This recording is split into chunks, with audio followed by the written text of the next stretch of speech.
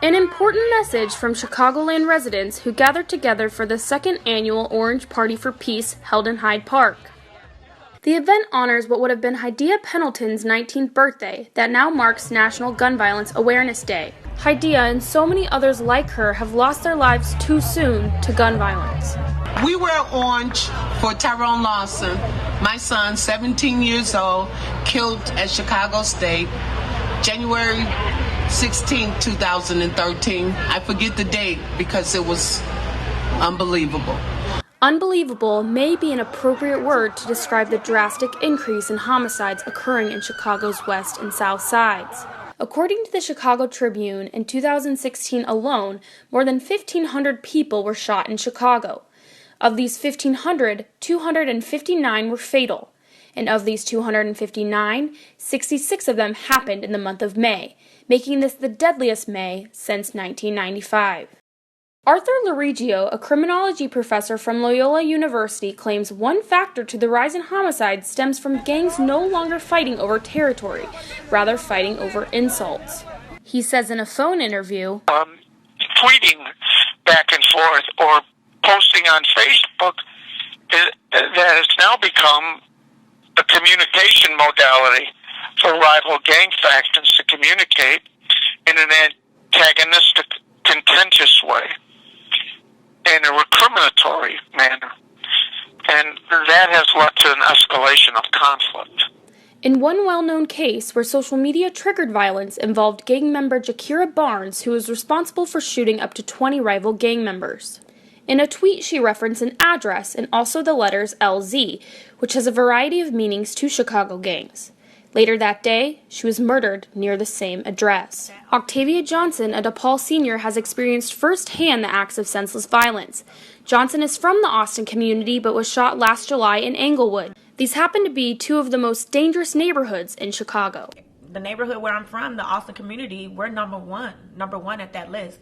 And to see that we're number one at that list, it hurts me and it saddens me because I just feel like my community of Black people, we're dying for nothing, like literally nothing. We're dying over materialistic things, he say, she say things, social things that you put on social media. Like really, my question to my community is, what do you gain from taking another person's life?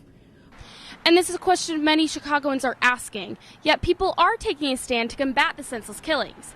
Students and faculty from prospective charter schools are an example of just this. They organized one of the largest student-led peace marches in Chicago's history.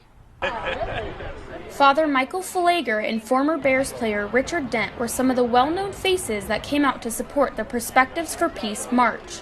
You look out here and you see, a couple of thousand high school kids standing up for what they believe for peace. There's not a greater vision than that. Over the course of his active ministry, Father Falager has been recognized for his fight against injustice and his work to promote equality. There's no question there's hope for it to get better, but there's a lot of work we got to do. We got to bring jobs, we got to have good education, we've got to bring economic development, we've got to deal with this proliferation of guns, and we've got to reach out to our young people. Professor Lorigio agrees there is a lot of work to be done. To change this, we have to change the neighborhood itself. And you can only do that by starting an economic investment. The housing stock needs to be upgraded. There are swaths of Englewood and other neighborhoods in which there's boarded up houses for blocks and blocks. He continued by saying, the city's investing, but they're not investing in the neighborhoods that need investment.